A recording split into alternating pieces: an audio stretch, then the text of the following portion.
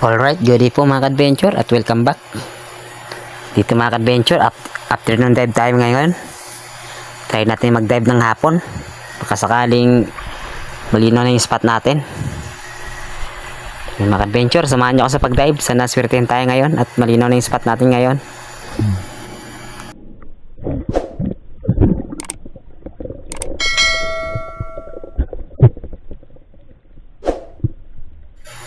At dito mga ka-adventure, malabo pa rin talaga yung spot natin. At sa pag-drop ko dito, nakita tayo ng balatan tsaka bugjong.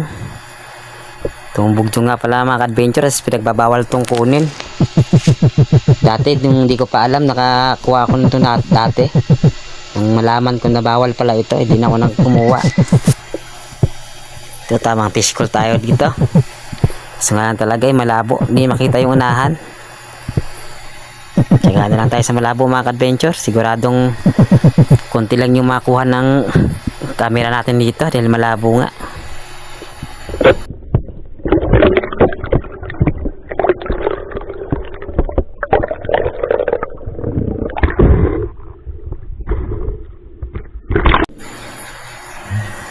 At ito na yung pangalawang drop natin mga ka-adventure. Try natin mag-drop dito. Baka mayroong isda tayo makita. Tama-tama nga pag-drop ko mga ka-adventure at paglingon ko sa kabila, may nakita ko isang good size na rabbit fish or samaral. Kasi nga lang, di talaga makita sa camera dahil ano. Pero tinamaan ng mga ka-adventure sa full siya. Kala ko hindi tumagos yung shop. Pero tumagos pala. Tagos yung shafting natin sa bibig niya. Natuhog siya mga ka-adventure.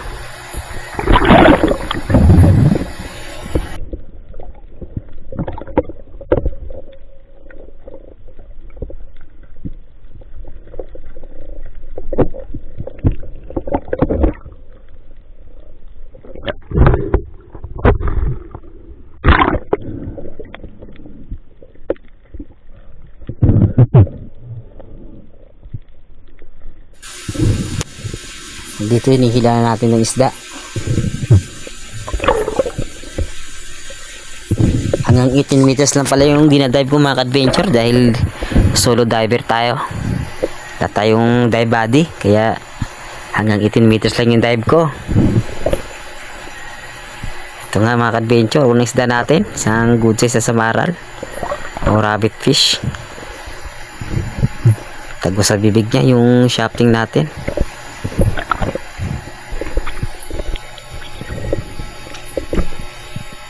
Sap din to sa sabaw.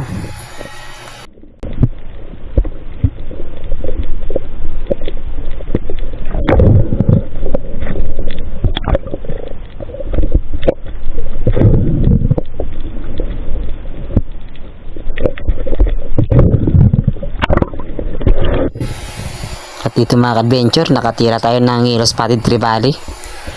Pangalawang isda na hindi natin nakunan ng camera. Ito, dalawang rabbit fish na to. Hindi natin nakunan yung pagtira sa pangalawang rabbit fish, pati dito sa yellow spotted trevally na to. Dahil nga malabo. Hindi makita sa ilalim pag drop natin. Ito ng isda natin mga ka-adventure. At dito nakatira na naman tayo ng grouper. Di pa rin natin na videohan. Dahil biglaan yung pag ano niya, nakita ko papasok na siya sa butas at tinira ko na agad. At dito mga ka-adventure, nakita tayo ng isang Maori Shepherds. Kaya naka-open ako ng camera dahil maamo siya at nag-drop agad ako. Nag-free fall lang ako para di tayo masyadong malata ng isa isda. Ito mga ka-adventure, nalapitan natin at natira natin mga ka-adventure. Ayun, sa full siya. Kaso nga lang mga ka-adventure, yung shafting natin nag-stuck sa ilalim. Tagal ko itong nakuha. Mahigit isang oras ko nakuha itong shafting nito. Kala ko na iiwan na itong shafting dito. Ayun, nag-resurface agad ako at nahirapan ba ako pag-resurface dahil sumabit yung line sa pins natin. Buti na lang mababaw to. Nasa mga 10 meters lang ito. Delikado kung malalim pa. Dahil paubos na rin yung hangin ko. Dito nga mga ka-adventure, bidalikin ko na yung isda.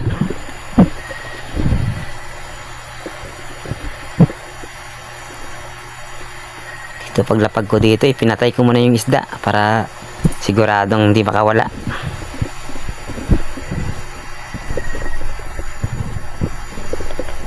Hinugot ko na to sa line, pinatagos ko sa line para maangat natin.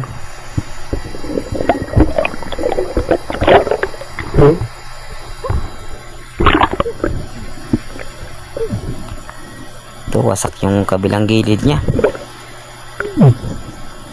Napakasarap sa sabaw itong mga ka-adventure. Itong Maurice perch or kanlay. Sarap ang sabaw nito. First class ito na isda.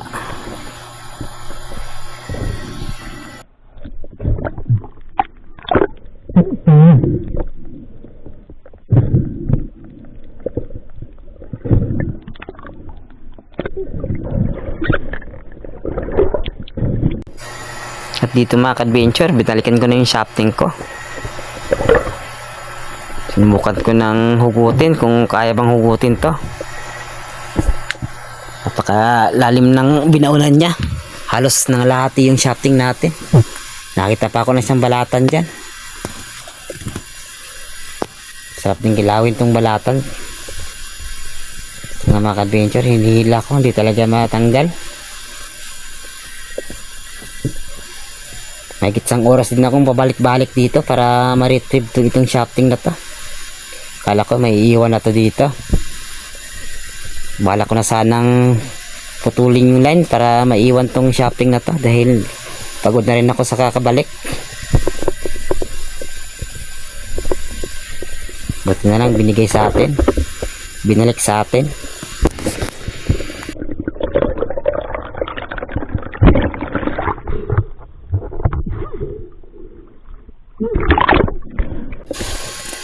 At sa wakas mga ka-adventure, nakuha din natin yung shafting natin. Kala ko talaga di na makukuha to. Buti lang sa panghuli kong hugot nahugot naman natin. Salamat tayo na ibinalik yung shafting natin.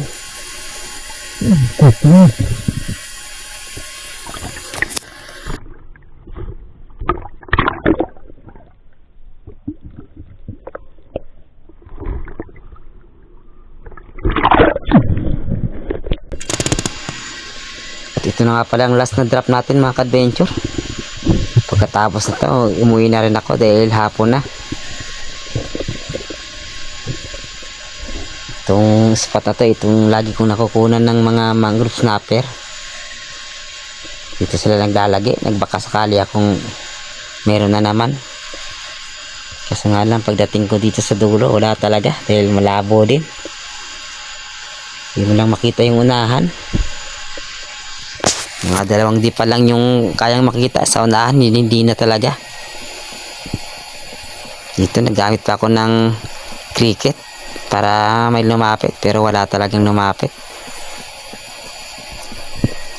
Dito sa ilang segundo kong pag-aabang dito, wala talaga.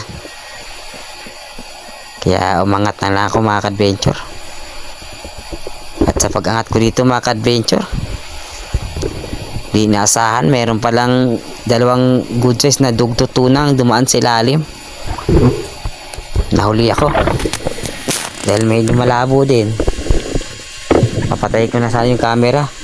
Pag ano ko sa baba, yun dumaan yung 2 malaking dugto tuna. Kaso lang di ko natira, sayang. Malaki na sana yun. Parang 6 kilo na yun bawat isa nun. Sayang. Hanggang dito na lang mga ka-adventure. Kita-kita ulit tayo sa mga susunod na spearfishing adventure natin. Maraming salamat sa panonood.